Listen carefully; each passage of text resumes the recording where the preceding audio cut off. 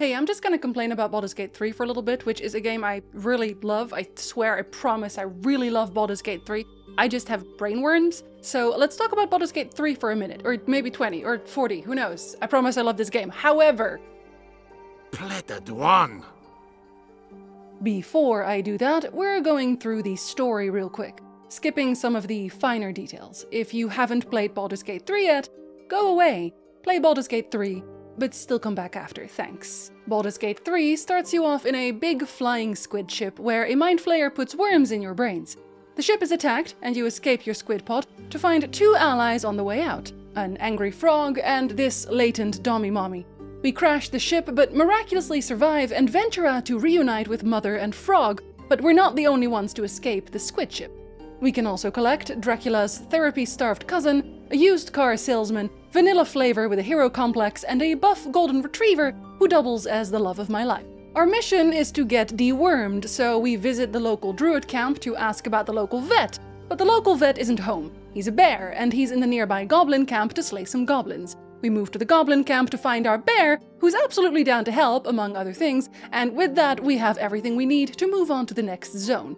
You don't have to, but you can. The second big zone is called the Shadowlands, and you can't take 2 steps before getting cursed into a shadow or something, I don't know.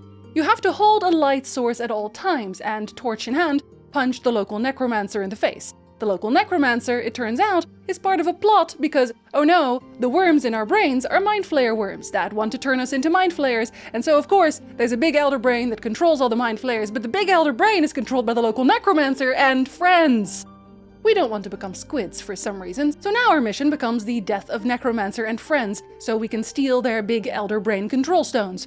After taking the first stone, we can move on to the final zone, Baldur's Gate. Baldur's Gate has 2 more stones and a big brain. Stone number 1 is held by the frontman of My Chemical Romance, and stone number 2 is held by Lady Gaga in a timeline where the meat dress fused to her skin. Taking both their stones lets us confront the elder brain for a hot minute, but we lose horribly and have to be saved by our own squid. Yes, our squid. Because we have a squid of our own. It's not a trustworthy squid, but it is, for now, our squid. From the start of the game, this squid has been hidden in an artifact carried by Shadowheart. He's a free mind flayer, free to manipulate us, which is what he's been doing all game. When we first meet him, he's taken on the guise of a guardian created by us during the character creation. He's pleasant and kind and protected us from crashing to our death in the prologue. He protects us from the mind control of the elder brain. He's the one who put the worm in our brain in the first place, though. He pops in to save us from dying to the elder brain and brings us into the artifact he calls home. The artifact that is also home to a Githyanki prince called Orpheus. It's particularly crowded in here. The prince is the reason we haven't been mind-controlled, actually. Yeah, he's way cooler than our squid, so the squid tells us to turn into a squid ourselves and then eat the prince's brain and take his power. Or you can tell our squid you don't want to do that, which results in his very normal decision to go back and side with the elder brain against us. But we get Orpheus, so I see this as an absolute win, even though he's very rude about it at first. Anyway, Baldur's Gate, the city, is now thoroughly ravaged by squids AL, and it's up to us to fight our way through to punch the elder brain in the face once and for all. We do that. The end. Things don't have to play out this way. Baldur's Gate 3 has a ton of different endings and side paths and side quests, and that's actually the point of this video. Here we go. The Act 1 zone has the crash site of your squid ship, the druid camp, where you go to ask about the vet, the goblin camp, where you can find the vet, and otherwise, there's a small town thing that's on fire, a village that's on disease, a tea house that's on hags, and a crypt full of alive dead people soon to be just dead. They are all clearly different places with different stories. The druid camp has a side plot involving a group of displaced tieflings. You can murder them all or help them use the power of friendship to survive and thrive. And by friendship, I mean get your big vet bear to yell at the bad druids until they learn to make friends. The goblin camp is for killing goblins or making friends with goblins. The village on fire is for burning down and talking about it. The diseased village is for finding a deep gnome tied to a windmill. The tea house is for punching a hag in the face and resurrecting someone's dead husband so they can go to therapy together. The crypt is for finding Withers, the resurrection guy, and definitely not Yergal, the god of death. Why would you think that? But wait, there's more. This place has an underground layer called the Underdark, where you can find a colony of talking mushrooms, and a colony of exploding mushrooms, and a colony of Oh god, it's a spectator. Where did the spectator come from? Oh god, I should have known better when I saw the petrified elves. Oh god. And there's a tall tower with magical constructs, and you can take the boat to another underground part called Grimforge, where you can kill a giant cool lava construct monster thing, and also this elf. Or you don't kill the elf, but you side with the elf. I guess you can do that. I kill the elf every time, personally. And then there's Act 1.5, which is a temple turned Githyanki creche. The temple has some puzzles and magical cats, but more importantly, the creche itself has a Githyanki egg that you can hatch into a big healthy Githyanki boy later down the road.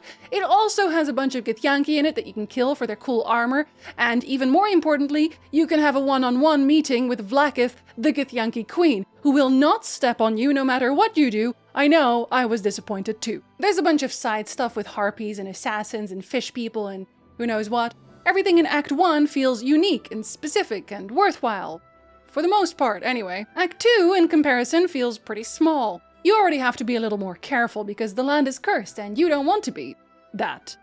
The main points of interest here are the Last Light Inn, where you could ruin everything by letting the local priestess die, but I would never let that happen, of course. Please don't check my first Baldur's Gate 3 playthrough, just trust me on this. There's also a small house where you can play hide and seek with a kid, a village full of very weird members of the local necromancer family, and a mausoleum where we can find an honest-to-God demon, as well as a gauntlet of trials for Shadowheart's questline. We get to meet another goddess in this one, Shar. She, predictably, sucks. The main attraction otherwise for the zone is Moonrise Towers. If you did help out the tieflings in Act 1, they'll probably be here and you can save them. Unless you messed up earlier and didn't realize that going into Shadowheart's gauntlet would move time forward to where the tieflings are already dead, but that would never happen to me. Either way, the act isn't quite as long as Act 1, and then Act 3 happens. Act 3 is a lot. There's a lot. Outside of the main story, a few of your companions finish their arc within the city. There's the Cloister of Sombre Embrace in the House of Grief for Shadowheart's quest, where you can find her parents. The Tsar Palace with Cazador for Astarion's quest. Ramazith's Tower, where Leroican, the soon-to-have his back broken by my hot gay Aasimar friend, lives. The Blushing Mermaid Tavern, alongside a random house in the vicinity that reconnect to the Hag story from Act 1. The Iron Throne, an underwater prison with a group of prisoners and a timer. You know where this is going. The Steelwatch Foundry, where you can go to find a group of infuriating individuals who you are requested to save no matter how tired of life they seem. Wormrock Fortress, where Gortash smarms his way through life. A whole entire entry area with a circus and exploding toys. The Counting House, which is a bank that is made for robbing. An underground system that has a dragon's lair, a whole bunch of sewers, and Orin's murder harem. And just so many random houses with more basements and little side huts. We get the point. There's a lot in Act 3. Act 3 is where my problems begin. Cities are overwhelming at the best of times, and Worm's Crossing was enough to throw me off already. I entered this place and was literally stunned for a minute, trying to decide which way to go. But honestly, it only got worse on the decision-making front further in, and I'm not even talking about my solo crime wave. Act 1 has one objective: find out how to get rid of worms. So you explore in order to find people or magic or items that might help with that. We go to the druid camp to ask for the vet. We go to the goblin camp to get the vet. We go to the diseased village because what if there's a cure? We go to the house on fire because maybe someone there knows about a cure. We visit the hag because maybe she can cure us. And most people we meet do suggest they might be able to do something. But by the end of the act, you're vaguely aware of what's going on with the brainworm, and you might even have the vet with you, who really is the authority on brainworms. That means that in Act 2, we are no longer really looking for a cure. Our goal is to get into the Moonrise Towers to investigate what's happening with our brainworm. Everything we do within Act 2 serves that purpose. We look for a way to survive the shadow curse haunting the land. We investigate the Thorm family. We find the Night Song because she's hot and also helps lift the curse, I guess. We search for a way to enter Moonrise Towers in the first place. But then we get to Act 3, and our goal is to find and destroy the Elder Brain.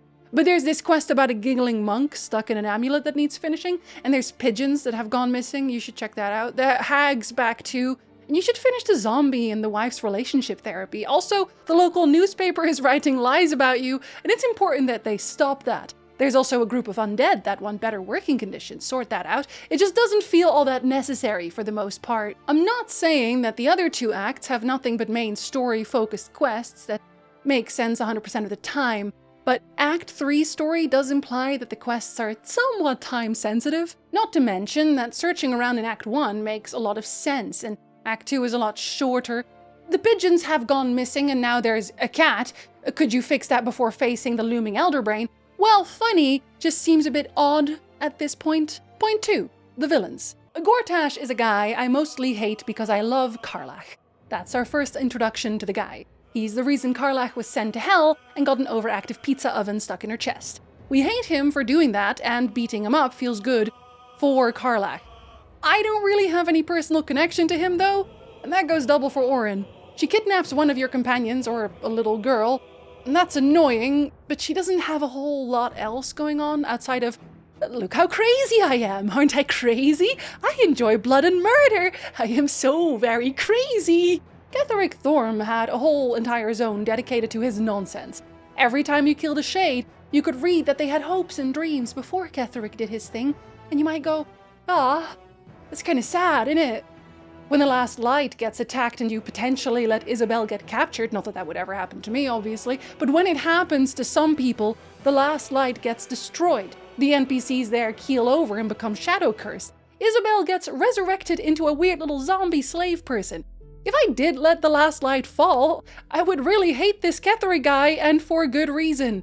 You see his influence everywhere in the entire zone. Orin and Gortash, on the other hand, get introduced quite late, and then they have to share an act that isn't even really about them.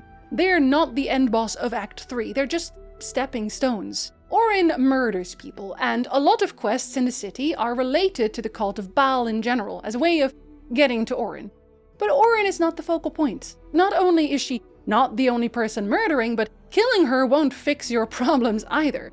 Similarly, Gortash's influence is felt in a way through the Steel Watch everywhere, but you don't really get the feeling that killing him would solve anything.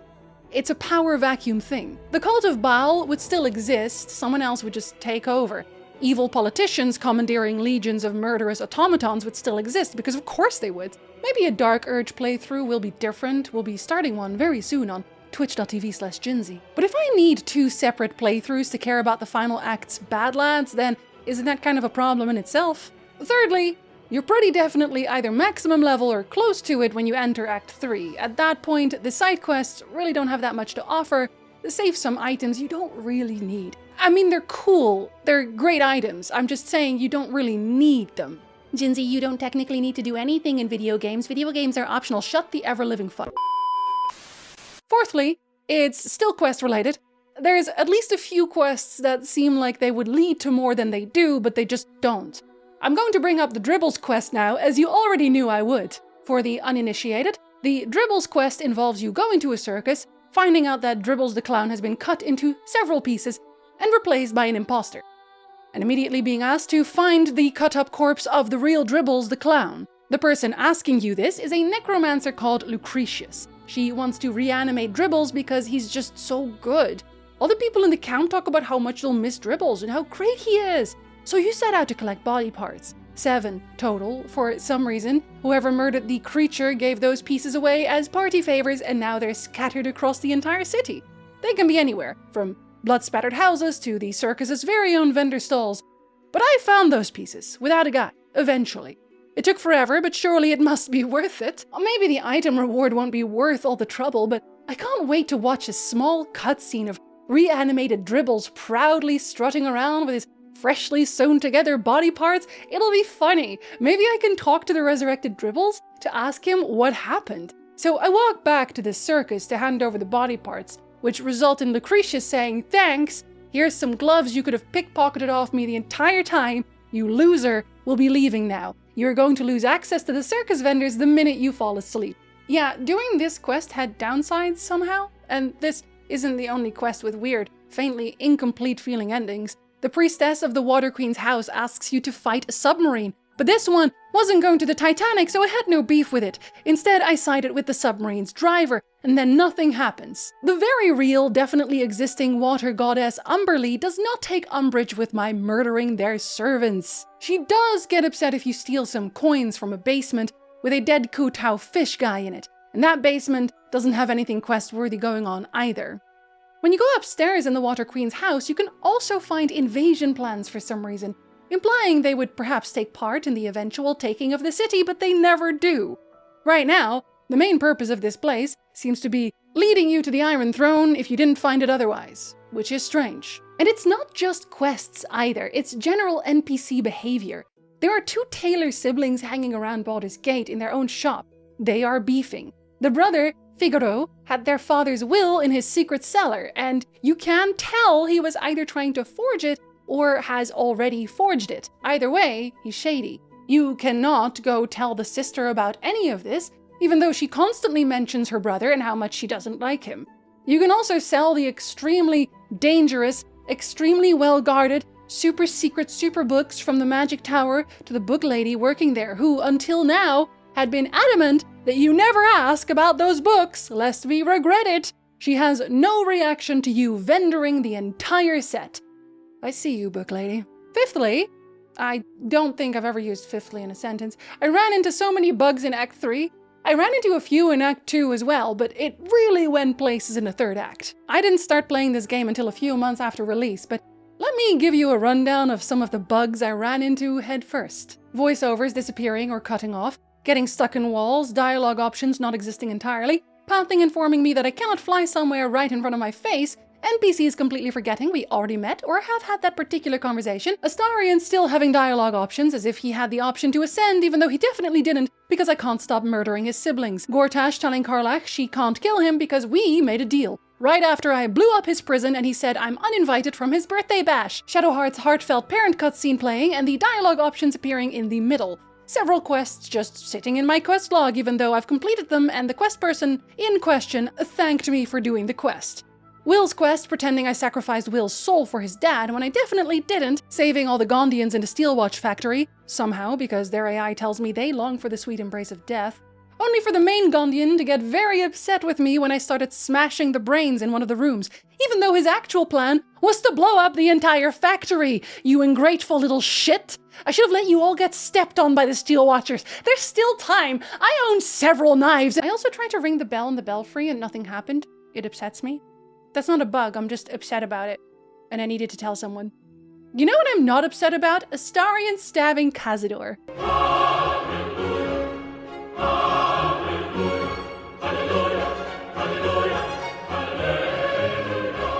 It's unrelated but somehow necessary. Speaking of unnecessary things, Wyll! I'm kidding, unless this isn't an Act 3 problem per se, but it's most obvious during Act 3. Wyll is very boring, and he has no will of his own. He has nothing going on. That's his first problem. The son of Duke Ulder Ravengard. When Wyll was little, he was shown a summoning of Tiamat and accepted a deal with Mazora to save Baldur's Gate, but he was unable to ever tell anyone of what happened. Now in exile, he fought to protect the realm, and then he wants to kill Karlach. But we tell him not to, so he doesn't. He's turned into a fiend. It doesn't really change much, but he has really cool horns. But now his father is captured, and then, for a while, he still is. And he still is. Until Act 3, where Mazora offers to tell us where his father is, so we can save him, or we can break the pact and free Wyll. And he does whatever we tell him to do, of course. So we find his father. Let's say we save him. Now his father's back at camp and he knows about a great dragon that may help us defend Baldur's Gate. So we leave to find the dragon. Wyll's great quest. No, wait, actually this dragon is related to the Emperor, who is actually Baldur, founder of Baldur's Gate. That's okay. I'm sure Wyll has other very Wyll-focused story scenes. We return to Duke Ravengard and inform him that the dragon is dead. Ravengard is sad but still proud of Wyll, so he asks him what he'd like to do, and of course, Wyll is ready to do whatever we tell him is best. I told him to do what he wants, for once. Now listen, other characters also have options to convince them to do certain things. lae'zel's struggle is a tough one, but you can roll to try and persuade her one way or the other. Convincing Shadowheart to drop Shar was a literal 30 roll check for me on my first playthrough.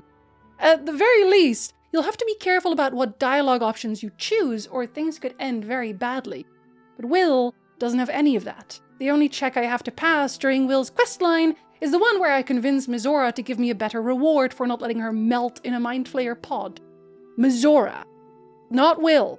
For God's sakes, we're the ones deciding whether or not he breaks his pact with his demon. That's crazy! He has a great backstory. Being forced into a pact in order to save his city and then being told he can't even explain the situation to anyone is terrible. But it also sets Wyll up for a great arc that he never gets.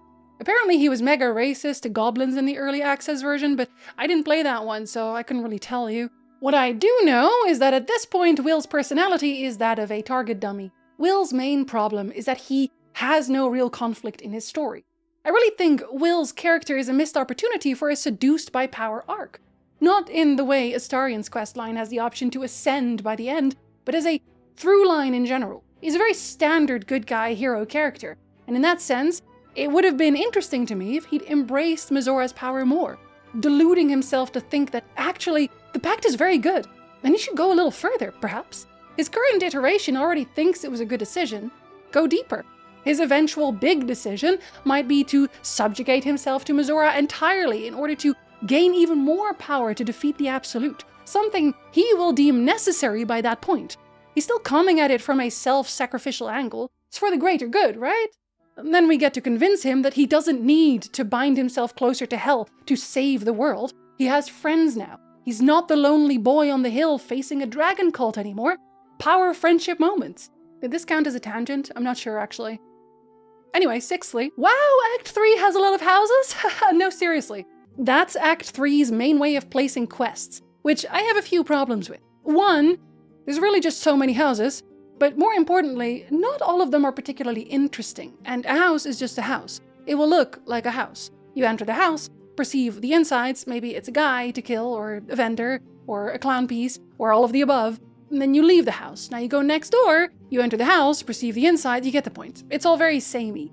It's the Dragon Age 2 problem where every single cultist hideout was just the same guy's cellar, because I guess he kept renting it out to various criminal organizations to make ends meet, understandable in this economy. I have other nitpicks about the game, but they are just that, nitpicks. But I can tell you about them on stream if you want, twitch.tv/Jinzy. And I know some people might say, well, Jinzy, just don't engage with the content you don't find interesting. I guess that's mostly regarding the many houses complaint, but honestly, how am I supposed to know what content I'll find interesting until I do it? This isn't an MMO, where I can choose not to engage with the new math-based minigame because I tried it once and no, I still don't like math. It's a single-player game, one that's generally had very interesting stuff practically everywhere. Obviously not every single house is barren bar a single corpse. I like the Hag Survivors book club, but some places also just stay empty if you didn't do something else earlier in the game. And it's all well and good when I enter a house only to loot it dry, but it gets a little stale and I don't feel like I can skip it because sometimes a house contains Gortash's mind-controlled parents, and how am I going to horribly murder them if I don't even know they exist? Especially because Act 3 is just very long in general, at least if you want to do most or all of what it has to offer. And there exist people on planet Earth that are upset that Act 3 isn't bigger. They wanted the in-game explorable areas to include all of Baldur's Gate as it exists in the 5e version of the tabletop game, or at least include North Baldur's Gate. It's in Baldur's Gate 1, you can't leave without including North Baldur's Gate. I don't know what that means. I compared the map of Baldur's Gate 1 to the map of Baldur's Gate 3, and I still don't know what that means. I've half a thought that perhaps Act 3 feels a little more disjointed and a little less polished, perhaps even a little unfinished, largely because they tried to put so many things in it, because the map was there, so it had to have the Temple of Umberlee, but honestly, what are we even going to do with that? Apparently there's a puzzle in Cazador's palace that's incomplete even after a patch because it seems the content got cut, but nobody knows for sure because no one knows what they even patched. There's a bunch of notes about a lady incognita that I was extremely interested in, but I never found her anywhere. There's also a guy who drank some poison, but it was supposedly fake poison, but I'm not sure if it actually was or not because I couldn't use Speak Dead on him and I couldn't wake him up either. What I'm trying to say is I don't think Act 3 was ready to be released, I don't think they can really fix it at this point, and I think it makes it the worst act in the game. Not that this makes the game bad, it doesn't even make the act bad. I love this game, even though I've just spent a decent while bristling about a singular act's issues. I promise I really like this game a lot, but all I've heard from everyone is, well, the game is so good, so I don't really think it's worth discussing its problems. The good balances out the bad, and while I agree with the last part, I think it's very important to talk about things we'd like to see change in the games we care about the most. No one at Larian Studios is going to watch this video, but maybe a different game dev will, and they might take my notes to heart, or not, I'm not your mother. And remember, I'm just a single person who only played the single playthrough. Your experience may differ and mileage may vary. Maybe you love Gortash and Orin's villainy, and Wyll has your favorite personal story, and you know what? Every house in Baldur's Gate requires your personal touch. I'm very glad to hear it. I was going to discuss the wider problems of open world games in this video too, but that was past Jinzi's idea, and current Jinzi thinks the video is plenty long, so we'll save that for another day. If you want to watch me run a Dark Urge playthrough live at one point, come say hi at twitch.tv/Jinzi. Or stay here and enjoy the occasional unhinged rants about the things I love the most. Oh god, that's really my brand now, isn't it?